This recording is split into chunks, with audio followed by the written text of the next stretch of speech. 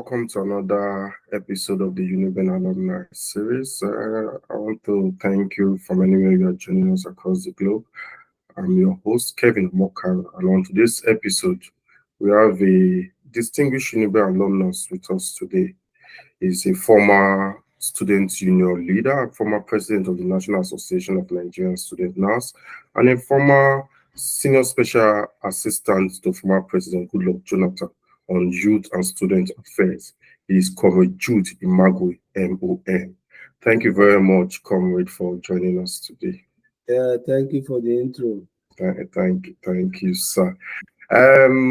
We'll go straight into business, Comrade Jude.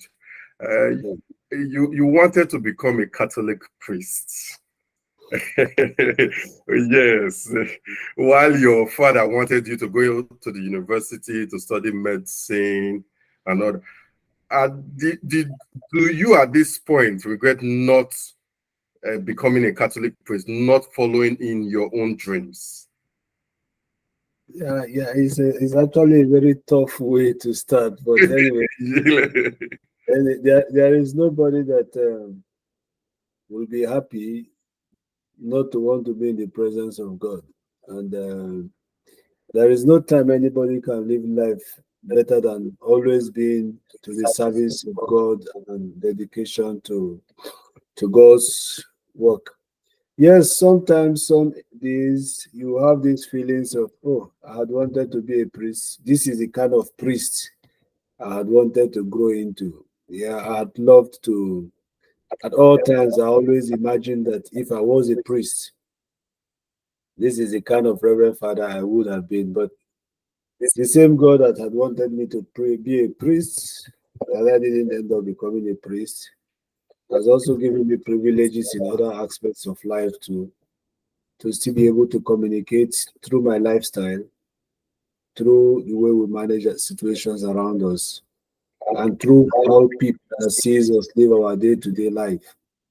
Still close to God. So yes, it is human, it is natural for me to sometimes have a reflectivity that I wanted to be a priest. But again, I'm not a priest, so I didn't end up becoming a priest. So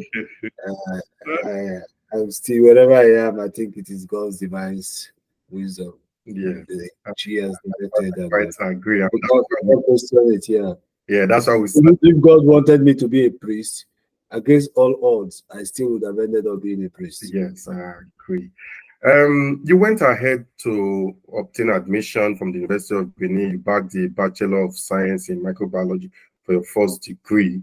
And if we place this side by side with what your father wanted you to study medicine, when you sought for admission into the University of Benin, was it medicine you applied for, or it was microbiology? Well, it was actually a very tough journey. Yes, you see, when you ask questions like this, first let me commend you, because platforms like this actually give us opportunity to have some sense of reflectivity. You know that I've actually never sat for a very long time to understand the journey with which went through and how I found myself in microbiology. Okay. I did apply for medicine first choice and pharmacy second choice. Okay. Both at the University of Benin. Then my JAM score was 237, which was again way enough for me to be admitted into medicine, because the cutoff as at then was 217, and for pharmacy was for 207. But I had 237. And you'll be very shocked that I could call all these numbers. I still know my WAEC exam number. I know my JAM number. I know my matriculation number at all levels. So I don't need anybody to remind me of all these things. These are things that I just have. You just call them. I just tell you what they were. So I started struggling to get the admission. You know, then it was not like as it is now. If you are able to make JAM, you do everything so that you don't get jammed again, because making the JAM at the first instance is an enormous task. So succeeding to have that kind of score mark is actually a very challenging thing. And then you will have first badge, second badge, third badge, DVC list, Dean list, you now have Vice Chancellor's list. All these things are alien to people that are in university today. So I was struggling to see how I could be connected with how I would be assisted to get into medicine. Since I relied on the fact that after the first batch, I should be in the first batch since I had above cutoff mark. Secondly, I'm from Edo State. Thirdly, my O level were all balanced. I'm actually using one sitting. It's not like when you have situation where people will have two WAEC results to combine. Some will use GC, some will now use a WAEC to complement the 5 credit they needed. I just had one result that had everything I needed: physics, chemistry, biology, mathematics, and English. I needed it for medicine, so I had them all. So I was not having deficiency in any reason why I should not have been admitted. I'm from Edo State, so University of Benin should be my first catchment area. So, but the first batch came out, I didn't make the list. I was like, what's going on? The second batch came out, I still didn't make it. So somebody now suggested that I needed to see how I can move into the university community to find a way around how to speak to somebody and seek help. This is me that is coming from Barak. From Barak, that all the things we know that anybody outside the Barak was a bloody civilian. So having to now find myself in a community that will go and be looking at civilians and be like, what is this? What is that?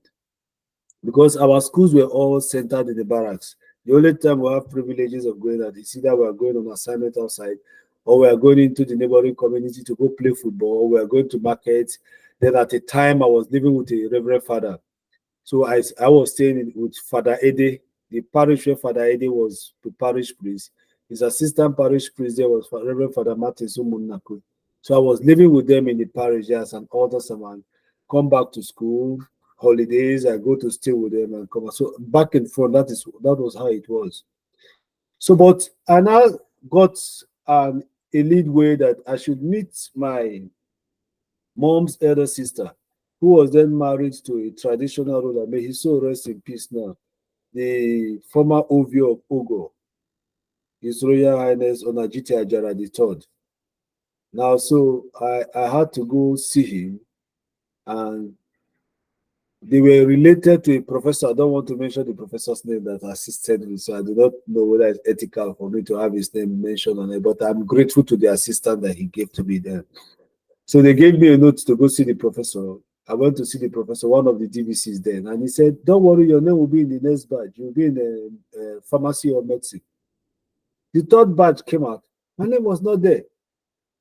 So I gave all hopes about it. I started preparing for another jam. And then I said I was not going to choose University of Benin again. This time, I was going to go to either University of Port Harcourt or University of Calabar, since I was resident in River State. But I was only very curious of wanting to come to the University of Benin because it's my home state. I've lived all my life outside the state, so there was practically no reason why I would not have the culture, the value, and the normal cultural displays of my people being embedded in me. So that was why I was very particular about the University of Benin. For some reasons, the fourth badge came out, and then as a VC's list came out. So supplementary list now came out. Say a friend, Prince, is now a barrister, Prince Eimare, Madu Jemu. Now called me, say, Jege. I say, what? He say, your name is out on list. I say, list. He say, where is medicine or pharmacy? He say, no, microbiology. I said, microbiology. So I not told, I asked one guy around me, I said, what do you mean microbiology? He said his microbiology is a course in the university. I said, so I have not finished seeing the things I want to see with my bare eyes. And I want to go and start carrying microscope to be looking at things that is not looking for me. Why am I looking for things that are not looking for me? He said, but it's a profession and people excel in it. I said, but I'm not one of those people that want to go and start pursuing things that are not pursuing me. I like seeing things that are very practical and experimenting with these things. He said, get there. When you go there, after you finish, after year one, you can cross over to medicine. And so they deceived me where I do microbiology finishing. I entered the university. I started year one. Rather than concentrating in the year one courses when I was in the microbiology, I was still following medical students doing their own courses rather than doing microbiology. The one that concerned me, I was not pursuing it. So I went to meet the professor. I said, Prof, how it happened? How did I find myself in microbiology? First, thank you. And he said he too wanted to be a medical doctor, but he didn't end up being a medical doctor. When he was coming to this same university, he was coming for a medicine. He didn't get medicine, but he's a professor in where he is today. And he's very happy that he's a professor there. So I should go back. I may end up being very happy that I'm a microbiologist. I said, thank you, sir. Who are you then to question the authorities? I just said thank you and I left. By the time I go back home, I started playing with it until when it was year 1 to migrate to year 2. My performance was extremely very not good. And I was like, so a course advisor now called me, you're a very sound and intelligent person. Why are you like? I said my mind was not actually there. I actually want to go to medicine, so I didn't have any reason to want to be very serious with these people. So I was trying to keep my relationship with where my passion was. And so he said, come on, if you have to make it, you have to be here first. If you are through from this place, you can leave to medicine. And you may be very shocked by the time you are through from this place, you will not have passion for medicine again. Yeah. But these are the two things I've actually wanted to be, either a doctor or a priest. But today I'm not a priest, I'm not a medical doctor. As a student, you served as electoral secretary, you served as national president of the Nigerian science students. Then ultimately, you serve as the president of the National Association of Nigerian Students, NANS. What made you show interest in student unionism, and how did this all start? Yeah, I think I cannot directly pin my entrance into student union activities. Yeah. But I could only but say that I first started as a faculty, as a departmental representative. Okay. Then there was this senior of ours in microbiology, Femi. Yeah, Femi. Olafemi, yeah. So Afonja, Femi Afonja. Okay. He was very particular. He would come and meet me in the department. He said, Jude, I see great potential in you in politics. Why don't you become your class representative in this? Then it was Student Representative Council, we call it SRC then. Okay. Yeah, from the SRC before you go to the in general. So at the faculty level, SRC. For SRC, you are nominated to represent science. In science, SRC is the Science Representative, Students Representative Council, Faculty of Science. Okay. Then they pick from departments. So I was now to represent microbiology. That was my entrance into politics. And so then they usually say each level gets representation. So they came to my class and I was picked, and I think myself and who represented my department there. And in my year 2, shocking, I was confronted with one of the greatest baptism and the greatest tax I had ever been confronted with in politics. For some reasons, I do not know how they had so much confidence in my person. I was elected to be the chairman of the electoral committee of the Faculty of Sciences then. It's not now that they have physical and they shared it into physical and life science. Then it was just Faculty of Science. We had 11 departments. 11 departments then in the Faculty of Science. I like, how is this thing happening? So, and you must be in 300 level to contest an election, so you will be a 400 level as the president of the faculty. And by the time you'll be rounding up your tenure, you are graduating. I'll tell you something, my brother. All the aspirants were my good friends. All the aspirants were my good friends. Then we have Jobson Walefu was contesting. Sylvester Oko was contesting. Kingsley Okoa was contesting. There were 5 of them. There was this other guy that was contesting too. Yeah, 5 of them. And all friends. all good friends. So somewhere along the line, I was like, I said, these people, are you sure these people are not setting me up? So they want me now to become a problem among them. But I had one very good cousin who taught me something. He said, look, these are all your friends. All you then need to do is to be very firm, and to make them understand that it is just contest, it is not fight. And for it to be very interesting, it has to be transparent. So I did everything I could do. We conducted the election, and I think Kingsley won then, or Jobson. One of them became president. Yeah, it was Kingsley before Jobson. Yeah. So we finished, and no, Kingsley Jobson was secretary before Jobson became president. Everything went well, but that was now my lead way into politics. Now, when I finished then, I now took form, because you also have to take form to become parliamentarian of student union government. So I took the form and became parliamentarian of student union government, and refused to allow anybody to introduce me as a honorable. I said because the highest policy making body of the university is the Senate. Yeah. And if at the faculty level, the student representative councils are called honorables, at the student union government level, we should be senators. So from when I entered the parliament till when I finish, when I want to speak, I will introduce myself as senator. It was very interesting, to the point that when I was defending my project, my paper carried Senator Jude Imagwe. The external supervisor looked at me and asked me, how can a senator be like, at what age did you go into Senate? I said, no, senator of the student union government. So, and that was my entrance into student union activities. I became a parliamentarian, active parliamentarian consecutively till I graduated from the university. At the time when union was transiting from when the electoral committee will be constituted, I also became members of the electoral committee.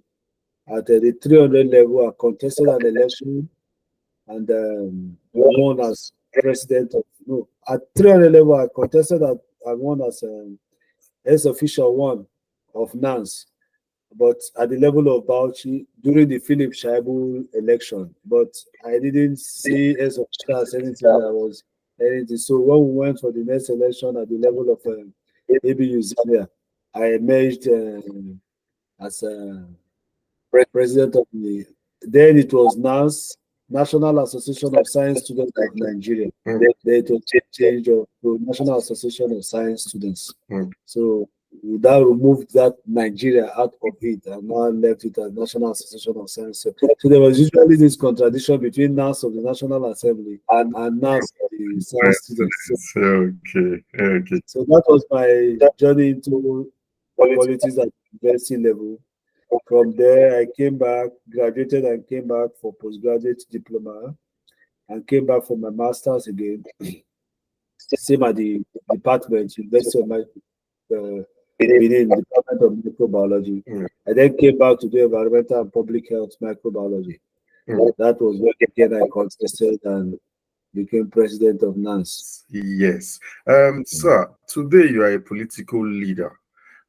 This journey you have narrated, how has this prepared you for your current responsibility? All this journey through from your department to faculty to the national level, how has this prepared you for your current responsibility as a political leader? Yeah, I have always maintained that life only gives us 10% of what we are. 90% of what we turn to do is what that 10% had brought to us. So whatever we intend to do, how we intend to navigate about life is usually a product of where we started, how we went through this process, and what we took out of this process. I must tell you clearly without contradiction that the University of Benin remains one of the best universities in Nigeria. There is no way you would have gone through University of Benin. You will not, if you not just going through the University of Benin, let the university also go through you. Yeah. So you would have either been an arrow. You would have either been an arrow. I don't know whether you understand what an arrow is. Yes, I do. So, some of us have stayed in Hall 3. Yeah. Knows what the university community is. So I tried to the best of my ability to enjoy the entire environment of the university. The only place I didn't enjoy was the Kosudi. I didn't seek accommodation in the Kosudi. I first stayed in BDPA. I returned back to university community inside the campus, spent 2 years inside the campus, and came out to Sasuke. So all these are formative stages that the university gave to me. The University of Benin taught me how to be very courageous. The University of Benin taught me how to be focused. The University of Benin, through my active participation in student unionism, taught me how to be vocal. Through my active participation in students' activities in the University of Benin, taught me how to always remain for what is just. We had several contradicting positions in our union days, both in parliament and off parliament. Yeah. But what was sacrosanct at all times was whose interests do we put first? Is it the interest of the students that have elected you to represent them? Or is the interest of a paymaster that do not know what the students that have elected you go through? So at every time, the interest of the student comes first. And so these are some of the formative stages that the university have taught us. Yeah. The university have also taught us that you can wake up in the morning, you don't have something to eat, but you have hope that before night falls, you will have something to eat. The university has also taught us that when you move from faculty to faculty, it's like migrating from state to state. You have then the opportunity to interact with people from different backgrounds, people from diverse culture, people from different understanding and family orientation, different religious background like yours. How do you relate to them? How do you accommodate them around your space? Ranging from how you share beds in Hall 3 to where you come out and you cook your food and somebody has eaten it, or while you are cooking, somebody is in his own room assisting you to time the food to know when the food will get cooked. So immediately you are dropping it, somebody walks into your room to say, "Guy, how far?" What this thing taught us is sharing. How to live simple life. To the point where you want to bathe in the morning, you start calculating that you have to wake as early as 4 a.m. to rush into the bathroom before people now have a long buckets of queue outside. It's discipline. And I tell you, right from the University of Benin, I started attending morning mass. Like most people that know me as Catholic, as I can tell you in the last 30 years, how many times I have not attended morning mass. But I cannot tell you how many times I have attended mass. From when I got into the University of Benin till when I finished from the University of Benin, morning mass was my culture. So from 1997 up until now, you know what we are talking about. 2007, 2017, so that's 20-something years. I will tell you that this is the number of times I have gone to morning masses. This is the number of times I have missed morning mass in a year. So that is discipline that I learned from the university. How to be an early riser. You wake up early, begin to plan your day. We also learned from the university that there are challenges. That is why when you are going into the university, somebody explained all those architectural work you see. You come into the university as a straight man. In a blow guy, when you enter the faculty first, they first carry you run around. You see, university has been so simplified for people that are in school now, but they will not know the story of the old yesterday. When you are coming, you are carrying your course form, moving from department to sign your course form so that you will become a registered student to sit in class to take that course. Now you guys just do all these things online and you think that life was like that. Life wasn't like that yesterday. You carry your course form, you'll be looking for course advisor, You'll be looking for the lecturer that takes the course to sign the course.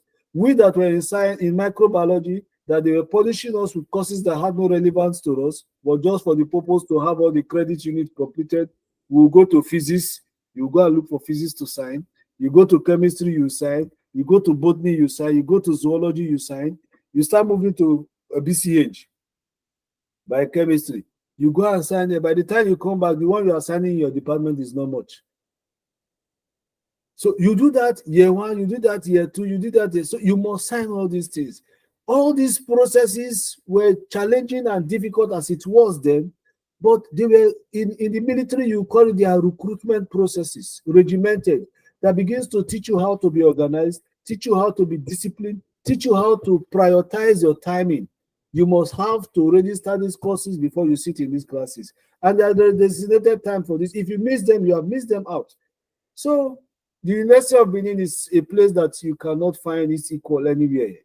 Whatever you find outside the University of Benin is a complementary version of what the University of Benin. I tell you without contradiction, whatever you learn outside the University of Benin is a complementary version of what the university has actually taught you. And because we actually went through these processes in our formative stages of life, so they actually embedded so much in us, and I'm grateful to the university community. I will always be grateful to that community. There's never a time I can turn my back and say, I won't think of that community. No matter what the future turn to favor me with tomorrow, the university community is one of those places that actually shaping and formed me. Thinking about shaping you, at the age of 33, you were awarded a national honor as a member of the Order of the Niger. How was it feeling like first when you were informed about it and also when you were receiving it? How do you know I was 33 when I was offered? Yeah, with the. I'm not sure I was 33 then. I'm not sure I was 33 when I got the national honor.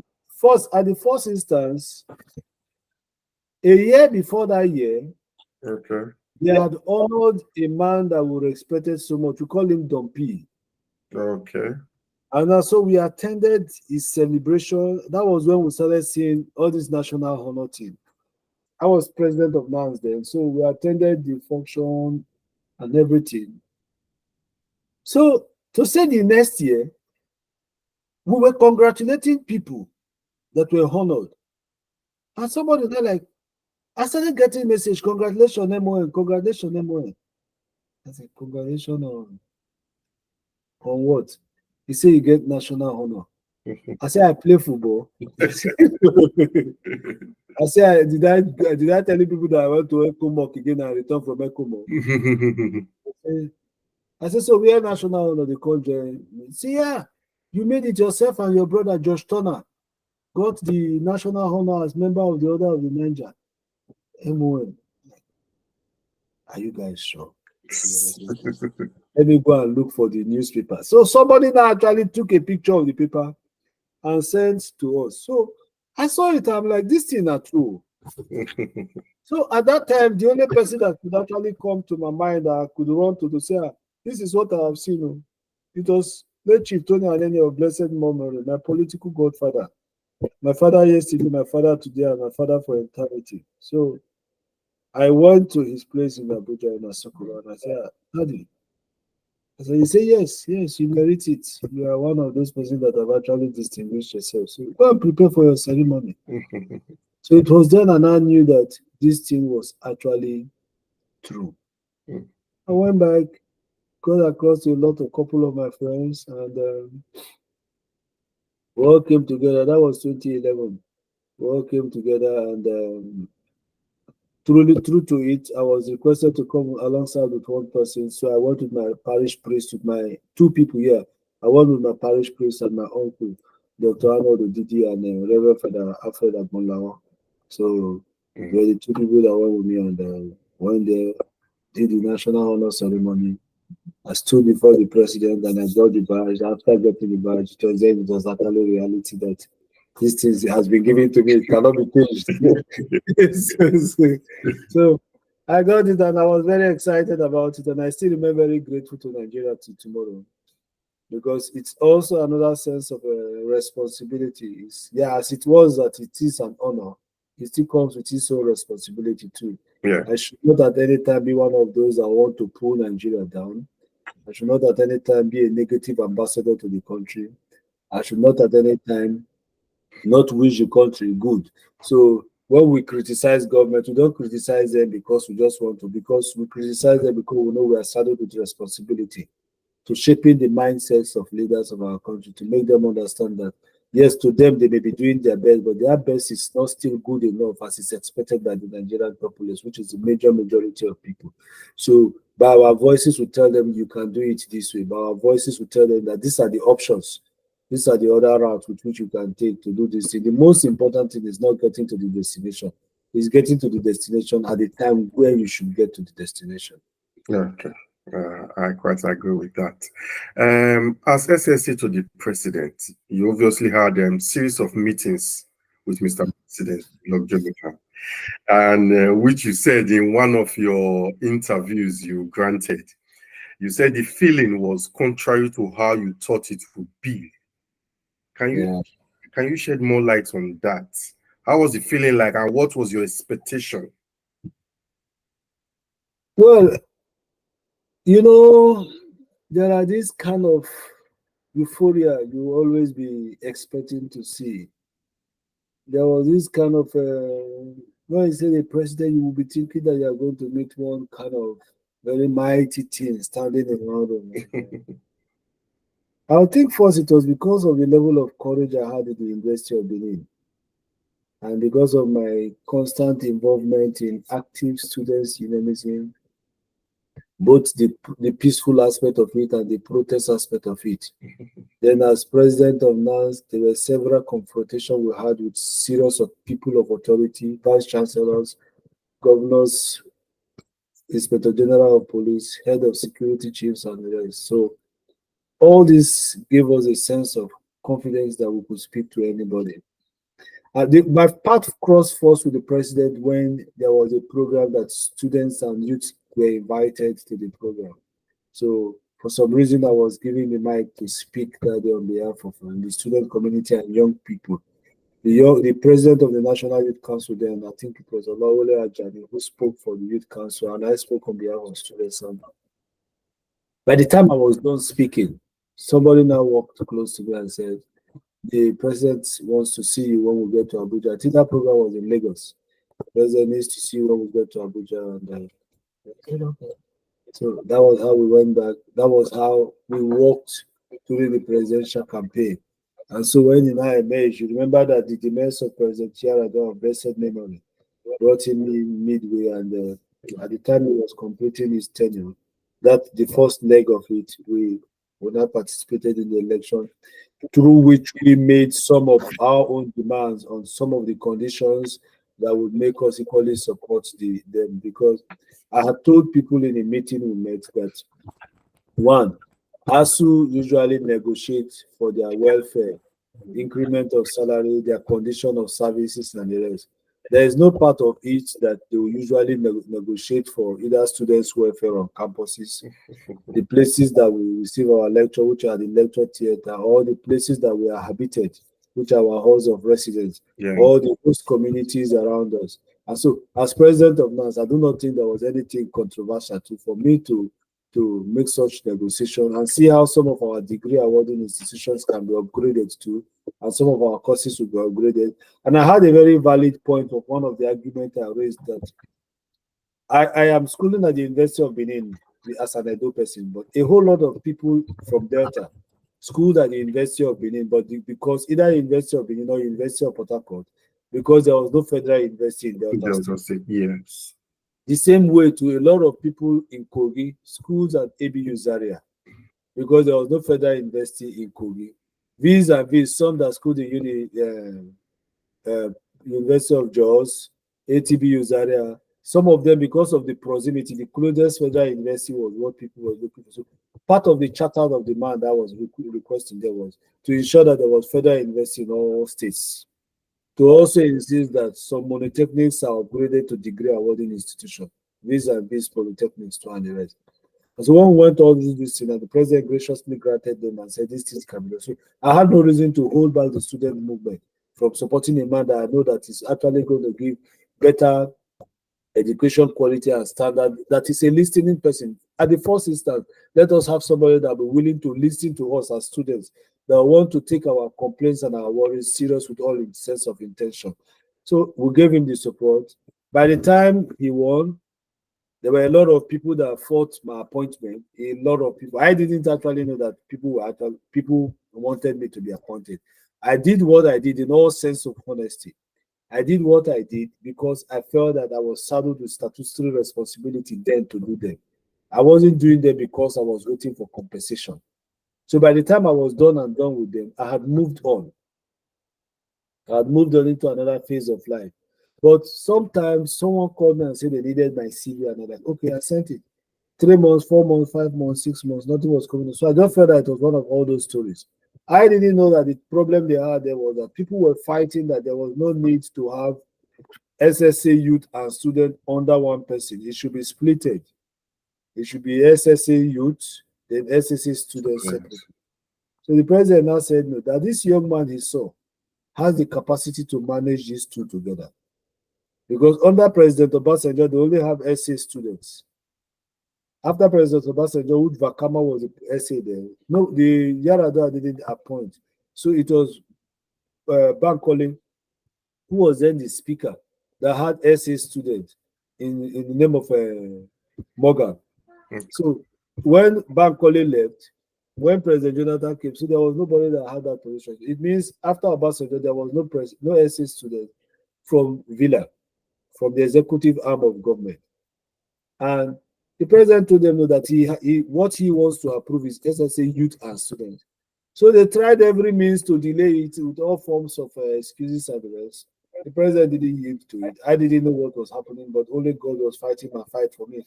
That is what Professor UJ Kato, our den of students, will always say. I don't have a godfather, but I have God the Father. You see, Paul, I know. Silas, I know. My brother, who are you? So one day I just got a call and they said, the president has approved the appointment as senior special assistant to the president of youth. And then I was leaving for Leicester. I was traveling for Leicester for something there. I said, okay, thank you. I thought it was a joke. I just called Big J. I said, Big J. So they said president about the travel. So now that everybody was shocked, I still traveled. I left. I left for UK. I came to Leicester and I spent about a week. So they started calling me that at the press they have a function. It was a program they had that they sent to the president, and the president said this program he cannot do it except he has this his office functional. And now I have traveled. I said I knew that there was this program. So these were the people. They were preventing it from happening. When they now said that program could not fly without this thing happening, they were left to no choice than to yield to it. So I had to I made an ROTU. So I returned back to Abuja. I did all my documentation and met face to face with the president. Yeah, he calls me, say, my son, how are you? How are the youth? I said, Daddy, they're fine. I just looked at it and said, is this the president of the country? So I'm actually standing face to face with the president of the country. Yeah. I said, I just want to thank you for at least finding me worthy. You don't know my parents amongst all the population of young persons in the country. You found me worthy in their characters and in appointments. So there's a confidence you have in me. Yeah. I want to assure you that I'm not going to disappoint you. I'll do everything I can within my capacity to see how I can make that office functional and make you proud. And that is history. It is left for people that knew me then as SSA to know whether I did well or I did not do well. Yes, thank you. Lastly, you made mention of the call you made for more federal universities to be established in different states. This you did as NANS President. If we just oppose with the current poor state of most of our federal institutions, federal universities today, do you think that call for more establishment of universities, do you think a better call would be for proper funding of this institution than establishment of more universities? Well, you see, that's a very intelligent question. You see, there are two things that goes with policy. The first one is the initiator of the policy. And the second one is the extent to which the policy is communicated. I'll give you an instance that occurred while we were in government. For some reasons, I do not know whether the public were aware that NECO was to be scrapped. NECO was to be scrapped as of 2014. They are in the build-up to the general election. I think Ayefele was president of NANS then. Yinka Gbadebo was president of NANS. There was a very heated conversation about the scrapping of NECO. Reasons they were giving to me were not substantial. You give reasons that people pass NECO too much, and NECO is characterized by corruption, this, that. I said, no. So we had a meeting.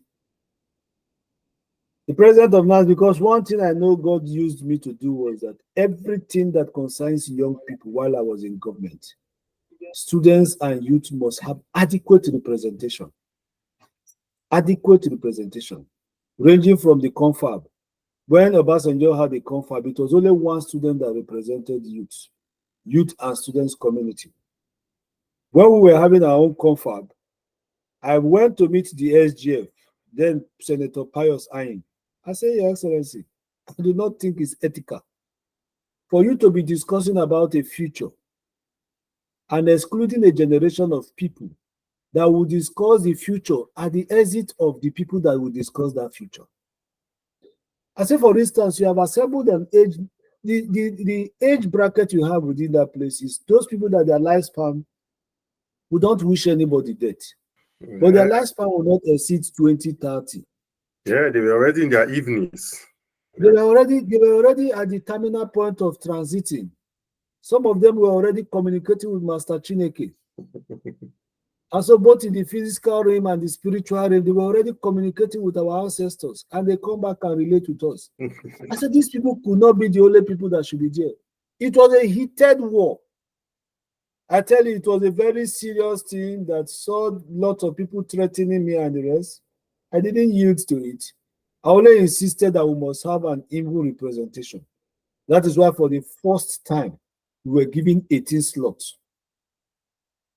18 as against 1. So I said, okay, students take 6, youth council takes 6, the other special youth group takes 6. That was how I distributed it. And now, to the other leg of it, when this NECO issue came up, I told them, I said, look, NECO is not the problem, but the managers of NECO were the problem.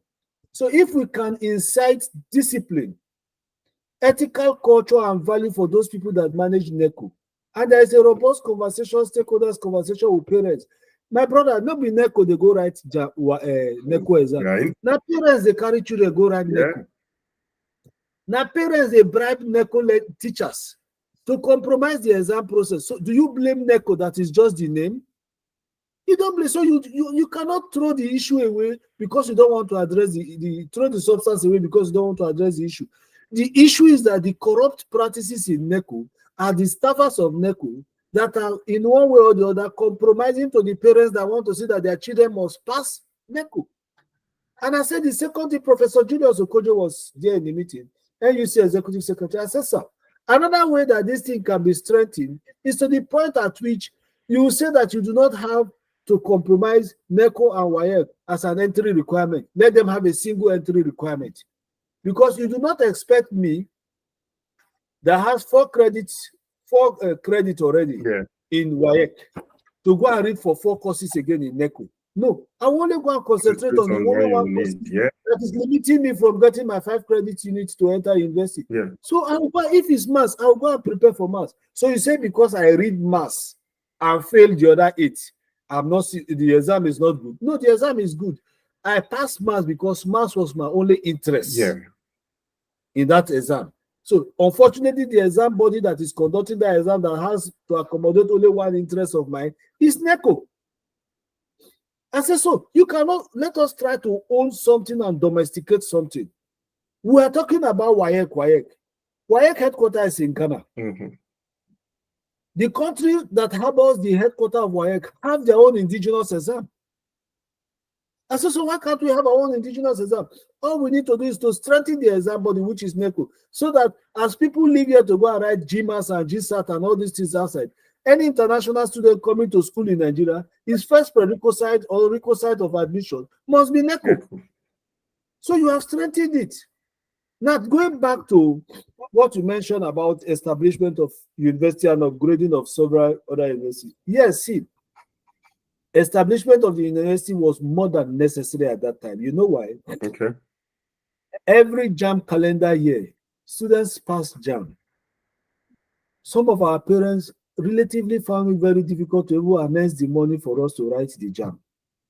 Now, because university has its admission capacity limit, some persons that are not fortunate to have contacts, connections, or have long legs will lose out of the admission process because we had limited federal universities then.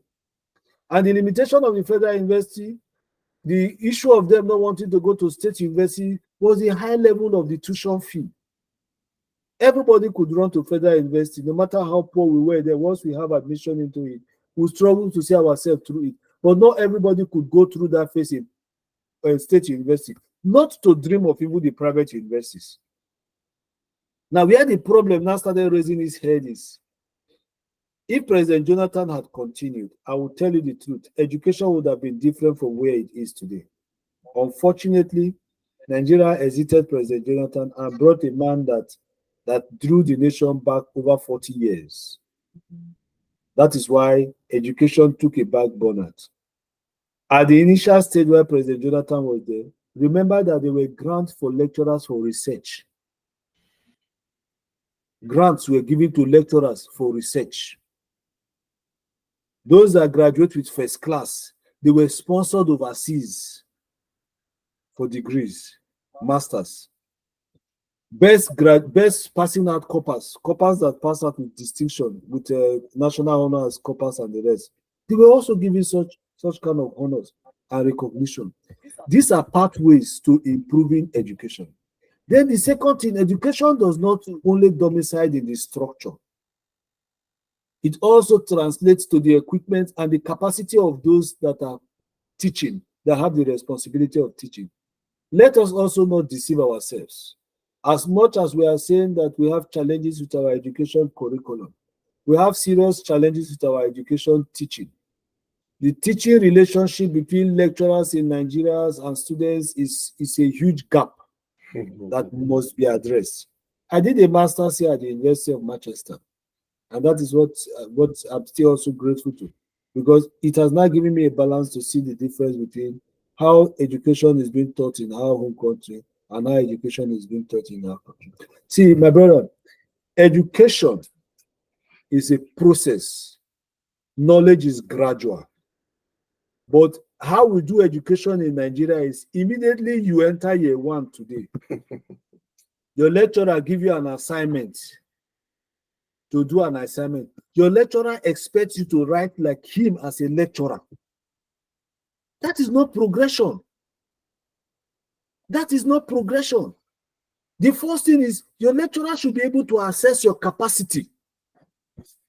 So you must write to the extent at which you understand it as a year one student. From there, your lecturer begins to see where you need improvement. That is what we call progression.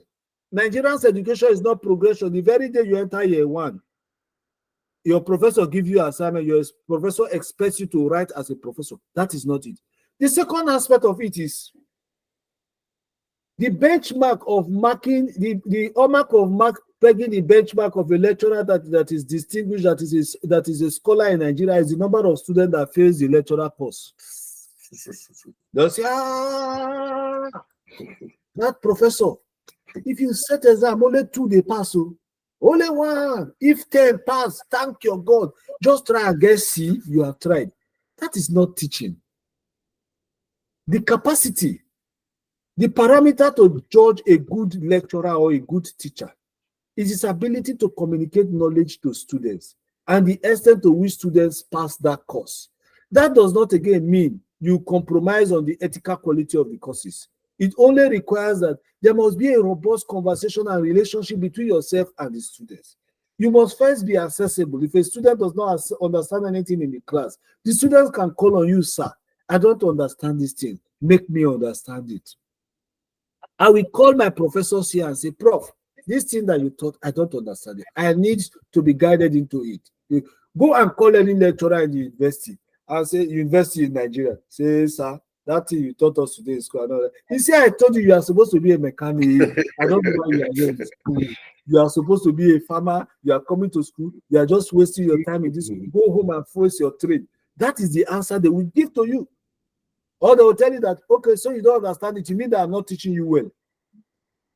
Now, they will throw it back to you. They now kill your confidence of being able to ask. These are the problems that is lacking in the Nigerian education. The third part of it is government willingness and government commitment.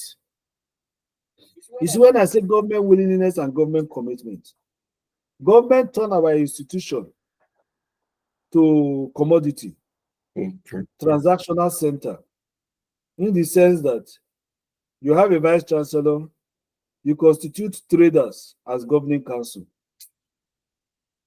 The governing councils that are officially supposed to ensure that they carry out robust conversation that will put the management of the institution in check, begins to come to execute contracts in the university.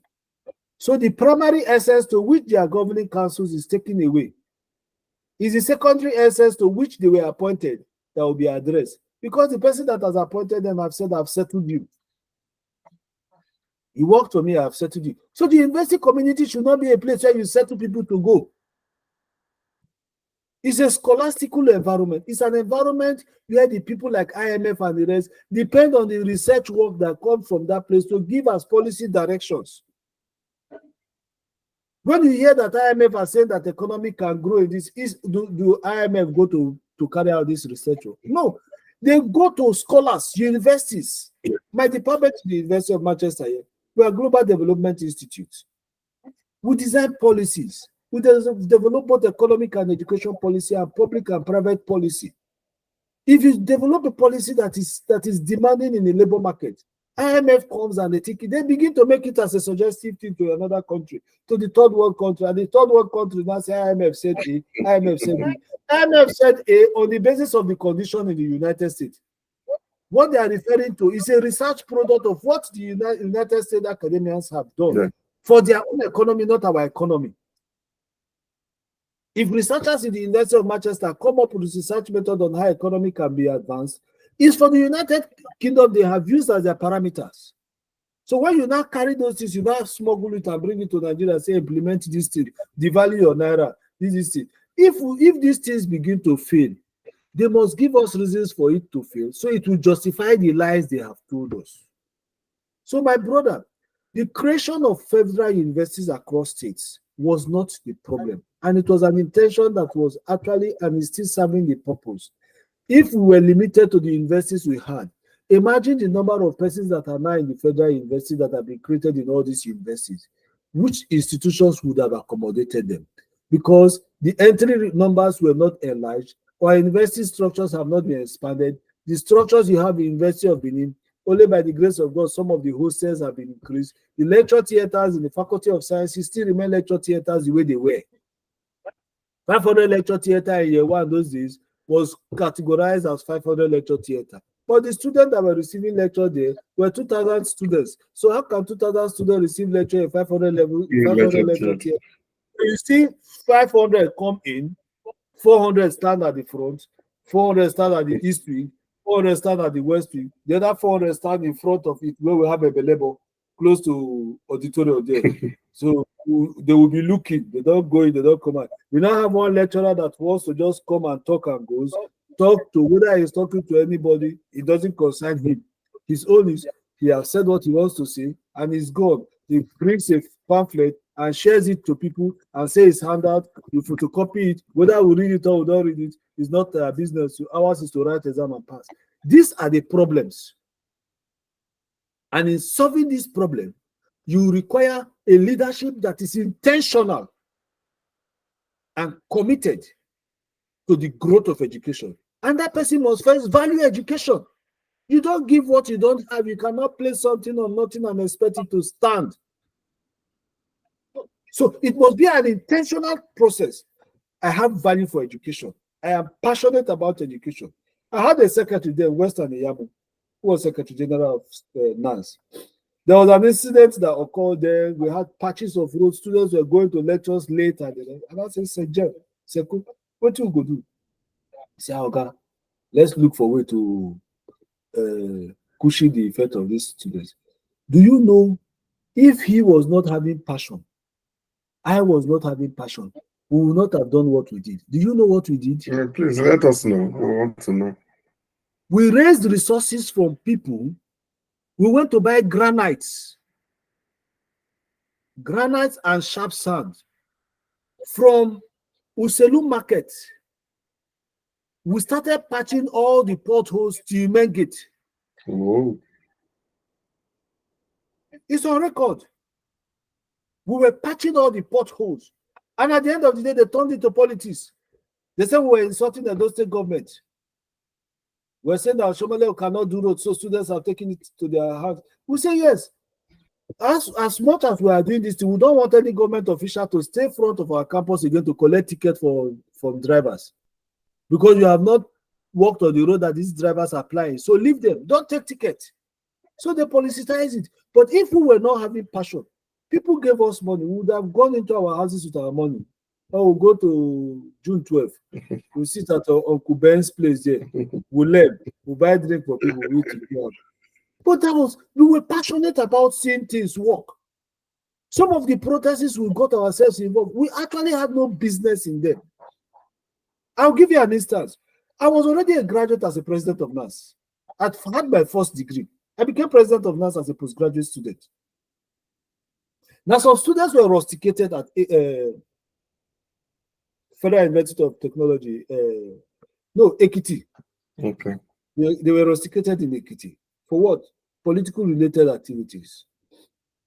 Students' unionism activities. So, as president of NANS, I went there and I saw the guy. I said, what is the problem? When I saw the issue, all I saw that was needed was remorse. So we raised all bricks and stones. So we're going to burn down Ekiti. Ikere Ekiti. We burn down the place. Nothing will happen. You know, as president of NANS, I wasn't moving alone. It's not like it is now. Before I move, I must make sure that not less than 10 student union government vehicles are going. And all former union leaders that were available with me as a team. I'm a good team player, and I thank God for that. So we moved. I called these boys. I said, look, see, my brother, all these people need is remorse. So I don't need us to come and shout and burn this school here and we go. I already have my first degree. So it would have been convenient for me to collect money from these people and go home. I said, but that is not what I said I want to be president of NANS for. I want to right the wrongs right.